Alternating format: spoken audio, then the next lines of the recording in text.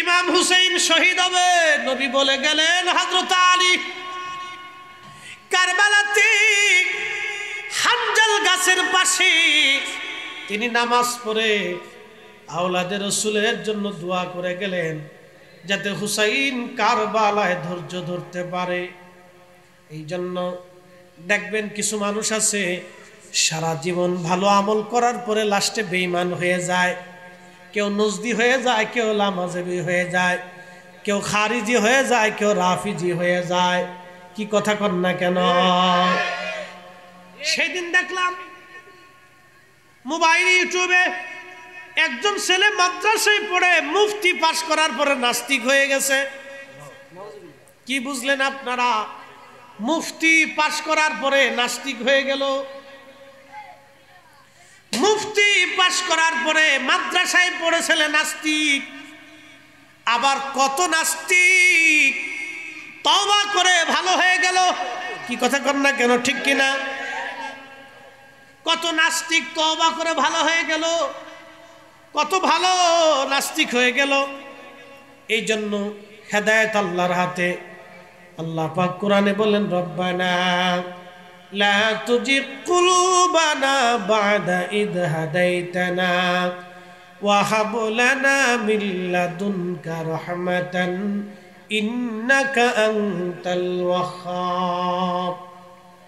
রব্বানা লা তুজিগ কুলুবানা, হে রব আমাদের অন্তরকে আপনি বক্র বানাই দিয়েন না, বাঁকা বানায়েন না, আমরারে নাস্তিক বানায়েন না, খারিজি বানায়েন না, রাফিজি বানায়েন না, মুতাজিলা বানায়েন না, শিয়া বানায়েন না, আমাদেরকে নজদি বানায়েন না। আল্লাহ আমাদের সুন্নি বানানোর পরে গুমরা বানাই দিয়েন না।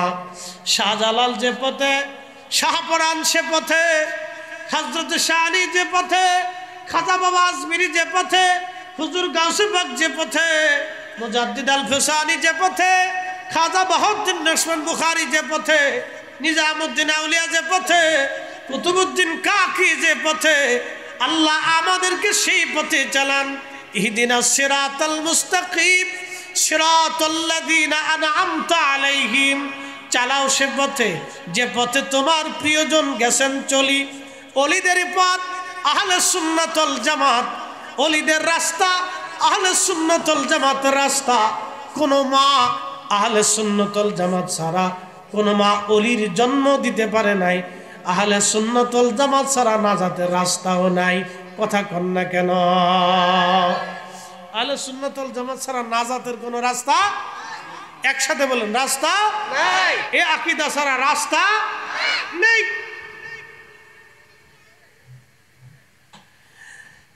মাধবপুরের মুসলমান, সুলতানপুরবাসী, মনোযোগ দিয়ে কথাগুলি শুনে যাবেন। আল্লাহর হাবিব রাসূল করিম সাল্লাল্লাহু আলাইহি সাল্লাম বহুদিন আগে বলেছেন, না আলী রে, তোমার দাড়ি রক্তে রঞ্জিত না হওয়া পর্যন্ত তোমার মৃত্যু হবে না। হযরত আলীকে বলেছিলেন তুমি শহীদ হয়ে যাবা।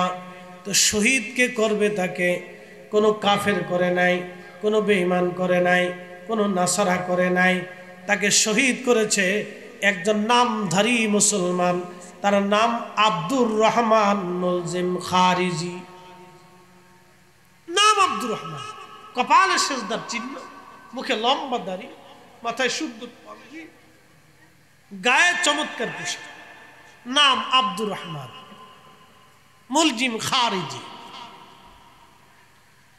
সে ওই যে আমাদের দেশে অনেক সময় বক্তারা আবা পরে না, আবা কুর্তা, কুর্তা সৌদি আরবের জাতীয় পোশাক এটা। সৌদি রাজা বাদশাহ আমির উমরা ওলামা ফুদালা মধ্যপ্রাচ্যে আরবে দেখবেন তারা এই কুর্তা আবা সবসময় পরে। এটা আদিকাল থেকে আরবিয়ান পোশাক, এটা আদিকাল থেকে আরবের জাতীয় পোশাক।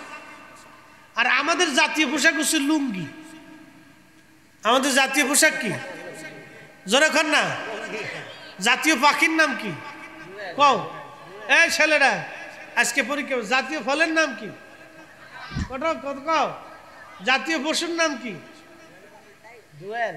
জাতীয় পশু, পশু রয়্যাল বেঙ্গল টাইগার, টাইগার হলো জাতীয় পশু। বাপরে বাপ, বাঘ মামা। বাঘ মামা দেখছো কোনোদিন? মামি দেখো নাই।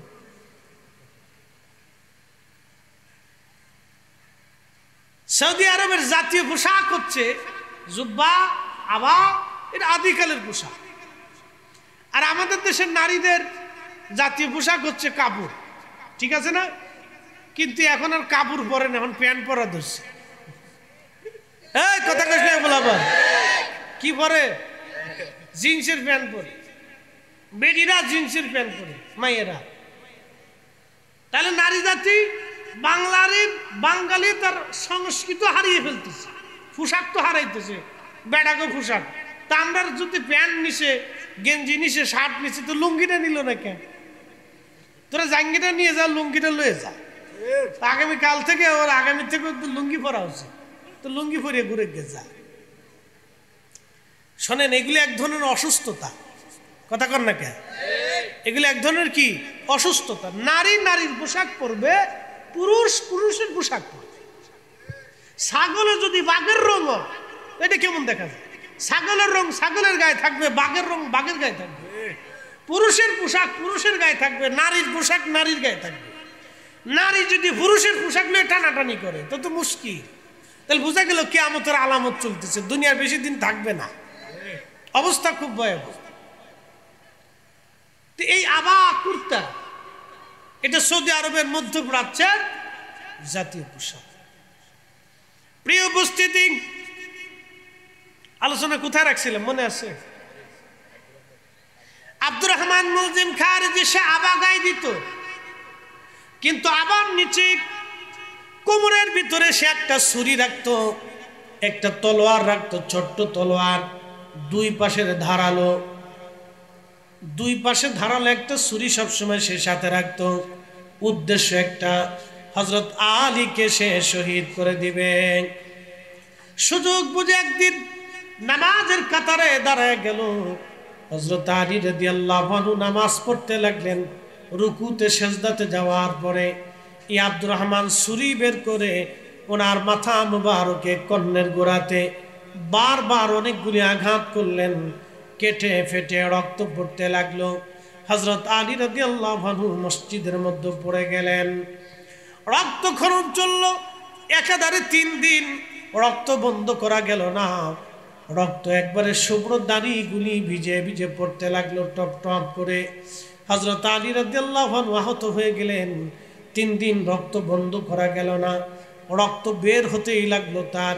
একটা পর্যায়ে 3 দিন পরে তিনি শহীদ হয়ে যাবেন। এমন সময় লোকেরা যাইয়া আমিরুল মুমিনিন হযরত আলী রাদিয়াল্লাহু আনহুর কাছে যা বলেন, আমিরুল মুমিনিন, আপনি যদি হুকুম দেন তাহলে আব্দুর রহমান মুলজিম খারিজিকে আমরা হত্যা করে ফেলবো। এই আমার দিকে তাকান, এখানে একটা অনেক বড় এহসান আছে, অনেক বড় শিক্ষা আছে আমাদের এখানে। উনি আহত, বিছানায়, রক্তক্ষরণ চলতেছে, ক্ষত দিয়ে রক্ত বের হচ্ছে, কোনো ওষুধে ওনার রক্ত বন্ধ করা যাচ্ছে না। ছুরিটা এতই মারাত্মক ছিল, তীক্ষ্ণ ধারালো ছিল, গভীর কর্ণের ভিতর দিয়ে একেবারে ঢুরের ভিতরে গভীর আঘাতটা পৌঁছে গেল। কোনো মতেই ওনার রক্ত বন্ধ করা যাচ্ছে না। দাড়ি বেয়ে বেয়ে রক্ত পড়তে লাগলো, ফোটে ফোটে ফোটে ফোটে রক্ত পড়ে পড়ে রক্ত নিঃশেষ। হযরত আলী রাদিয়াল্লাহু আনহু নিস্তেজ হতে লাগলেন। এইভাবে 3 দিন তিনি আহত। ইন্তেকালের আগে লোকেরা এসে বলল, আমিরুল মুমিনিন, আপনি অনুমতি দিলে আমরা আব্দুর রহমানকে হত্যা করে ফেলবো। হযরত আলী রাদিয়াল্লাহু আনহু বললেন, ও আমার সাথীরা, শুনে রাখো, আল্লাহর বিধান অনুযায়ী আমি যদি মৃত্যুবরণ করি, শহীদ হয়ে যাই, তাহলে তাকে হত্যা করা যাবে। আর আমি যদি মৃত্যু না হই, শহীদ না হই, তাহলে তাকে হত্যা করা যাবে না। তোমরা আগে তাকে হত্যা করতে পারো না। হ্যাঁ, আমি যদি বেঁচে যাই তাহলে তাকে হত্যা করা যাবে না, আর আমি যদি মরে যাই তাহলে তাকে হত্যা করা যাবে। একটু চিন্তা করেন তো, ইন্তেকালের সময়ও এই কঠিন মুহূর্তে একজন আমিরুল মুমিনিন ন্যায় বিচার করতেছে। একসাথে বলবেন না আল্লাহু আকবার। না না হয় না, আরো জোরে বলে, আরো জোরে, আরো জোরে। এই সময়ও মুসলিম মিল্লাতের আমির, আমিরুল মুমিনিন, খলিফাতুল মুসলিমিন হযরত আলী ন্যায় বিচারের কতটা আধার হলে, কতটা উন্নত মমশির হলে এই কঠিন আহত অবস্থায় তার শত্রুকে, প্রাণের দুশমনকে পর্যন্ত হত্যা করার অনুমতি দেন নাই। তিনি বলেছেন আমি যদি শহীদ হই তাহলে হত্যা করা যাবে, বৈধ হবে, আর আমি যদি শহীদ না হই তাহলে তাকে হত্যা করা বৈধ হবে না। আল্লাহর আইনের প্রতি কতটা শ্রদ্ধাশীল হলে, আল্লাহর আইনের প্রতি কতটা মাথা নত করলে সে আল্লাহর আইনটাকে খলিফাতুল মুসলিমিন নিজের জীবনে বাস্তবায়ন করে দেখাই দিয়ে গেছে। এই জন্য আল্লাহ রাসূল বলেছেন ফাআলাইকুম বিসুন্নতি, তোমরা আমার সুন্নাহ মানবে, ওয়া সুন্নাতিল খুলাফায়ে রাশিদিন আল মাহদিন, আমার খুলাফায়ে রাশিদিনের আদর্শ তোমরা মানবে। শুধু আমাকেই মানবে না, আমার পরে খুলাফায়ে রাশিদিনের সুন্নাহ আদর্শকে তোমরা মেনে চলবে। আজকে ওরা কারা? হযরত ওমর, হযরত উসমান, হযরত আলী, সাহাবে আজমাইন, খুলাফায়ে রাশিদিনের জামানাতে 20 রাকাত তারাবির পরেও আজকে যারা 8 রাকাত বানিয়ে ফেলেছে, এই সব পেটে হচ্ছে নামাজ চোর, ইহুদির দালাল। প্রিয় উপস্থিতি, হযরত আলী রাদিয়াল্লাহু আনহু 3 দিন পরে তিনি শহীদ হয়ে গেলেন। শহীদ হয়ে যাওয়ার পরে লোকেরা আব্দুর রহমান মুলজিম খারিজিকে ধরে নিয়ে আসছে। সভা বসলো, বিচার হবে। বিচারক রায় দিলেন তাকে হত্যা করা হোক, কিন্তু সহজে তাকে হত্যা করা হবে না, যেহেতু সে একজন প্রতিষ্ঠিত আমিরুল মুমিনিনকে হত্যা করেছে, তাকে হত্যা করা হবে নির্মমভাবে। সর্বপ্রথম তার হাত কাটা হলো, সর্বপ্রথম তার হাত কাটা হলো। তখন সে আল্লাহ আল্লাহ আল্লাহ আল্লাহ জিকির করে। কথাটা ভালো করে বুঝবেন, শুধু জিকির করলেই তাকে ইমানদার ভাবা যাবে না, একজন নামাজ পড়লেই তাকে প্রকৃত মুমিন ভাবা যাবে না, রোজা রাখলেই প্রকৃত ইমানদার ভাবা যাবে না। যদি আকীদা শুদ্ধ না হয় তাহলে তাকে ইমানদার ভাবার কোনো সুযোগ নাই। কি কথা কন না কেন? সুলতানপুরবাসী হযরতে আলী রাদিয়াল্লাহু আনহুর হত্যাকারী আব্দুর রহমান তার হাত সাহাবীরা কেটে ফেললো। তখনও সে জিকির করে আল্লাহ আল্লাহ আল্লাহ আল্লাহ আল্লাহ। একটু চিন্তা করেন তো, একজন বেঈমান তার হাত কাটা হচ্ছে, তখনও সে আল্লাহ জিকির করে। এরপরে তার পা কাটা হলো, তখনও সে আল্লাহ আল্লাহ আল্লাহ আল্লাহ জিকির করে। এবার চিন্তা করেন তো, তাওহীদের প্রতি তার আনুগত্যের অভাব ছিল না, তাওহীদের প্রতি আনুগত্যের কোনো তার অভাব ছিল না। তাওহীদের প্রতি আনুগত্যের জন্য এই লোকটা আল্লাহ আল্লাহ জিকির করে, কিন্তু রিসালাতের প্রতি, আহলে বাইতে রাসূলের প্রতি তার ভালোবাসা ছিল না। আহলে বাইতে রাসূলের প্রতি ভালোবাসা না থাকার কারণে রাসূলের খলিফা, নবীর জামাতা, নবীর আহলে বায়াত, রাসূলের চাচাতো ভাই হযরত শেরে খুদা আলীকে হত্যা করার কারণে তার জিকির, তার ইবাদত, তার কালেমা, তার নামাজ, তার রোজা, তার ইবাদত, তার কোরআন তেলাওয়াত, তার জীবনের কোনো নেক আমল তাকে জান্নাতে নিতে পারে না, আর পারবে না। কারণ হযরত আলীকে যে হত্যা করেছে সে মুসলমান আর থাকতে পারে না। আহলে বায়াতকে যে কষ্ট দিয়েছে সে আর মুসলমানের খাতায় তার নাম থাকতে পারে না। কি কথা কন না কেন? মেরে দেখা দিবেন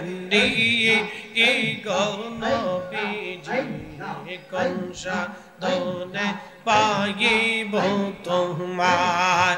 আল্লাহ আল্লাহ আল্লাহ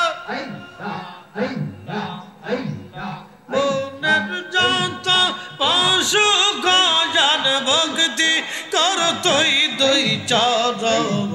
মনের যত পশু গজান ভক্তি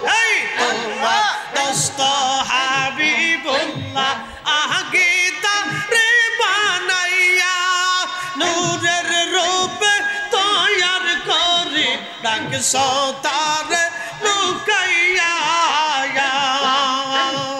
ও পাক সুবহান কে পারে জিতে তোমার শান আল্লাহ আল্লাহ জিন্দা কেমা দিতে পারো জিন্দা কেমা দিতে পারো মহরার পারো দিতে জান তুমি মহরার পারো দিতে জান কে পারে বুঝিতে তোমার শান আল্লাহ আল্লাহ আল্লাহ আল্লাহ আল্লাহ জিন্দা কেমা দিতে পারো জিন্দা কেমা দিতে পারো মহরার পারো দিতে জান তুমি মহরার পারো দিতে যাওয়ার কে পারে জিতে তোমার শান আল্লাহ আল্লাহ আল্লাহ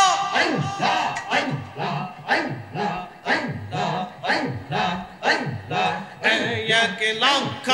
1,24,000 পয়গম্বর বানাইয়া তোমার দোস্ত হাবিবুল্লাহ আনছো তারে লুকাইয়া আল্লাহ আল্লাহ আল্লাহ আল্লাহ 1,24,000 পয়গম্বর বানাইয়া তোমার দোস্ত হাবিবুল্লাহ রাখছো তারে লুকাইয়া পাক সুবহান কে পারে জিতে তোমার শান আল্লাহ আল্লাহ আল্লাহ আল্লাহ জিন্দা কে মারিতে পারো জিন্দা কে মারিতে পারো মহরার পারো দিতে জান তুমি মহরার পারো দিতে জান কে পারে জিতে তোমার শান পাক সুবহান কে পারে জিতে তোমার শান আল্লাহ আল্লাহ আল্লাহ আল্লাহ আল্লাহ আল্লাহ আল্লাহ আল্লাহ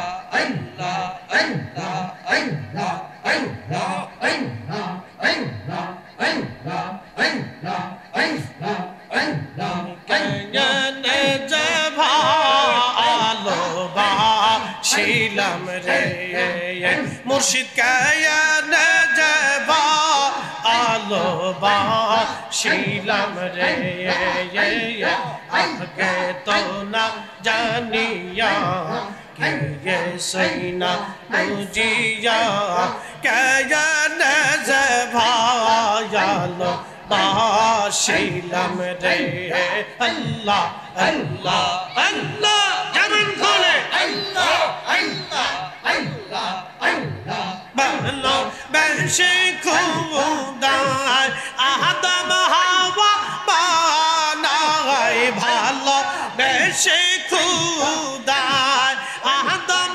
হাওয়া বানাই হেশতো বালান খানা সং আজাইয়া রে আরে বে হেশতো বালা খানা সাজাইয়া রে আমি কে নে যে ভালো বাসিলাম রে এম রয়্যাল কে নে যে ভালো বাসিলাম রে আল্লাহ আল্লাহ আল্লাহ আল্লাহ আল্লাহ জবান খুলে একসাথে আল্লাহ আল্লাহ আল্লাহ আল্লাহ আল্লাহ আল্লাহ আল্লাহ আল্লাহ আল্লাহ আল্লাহ আল্লাহ আল্লাহ বাঁশরি বাজাইয়া উদাসী বানাইয়া দয়াল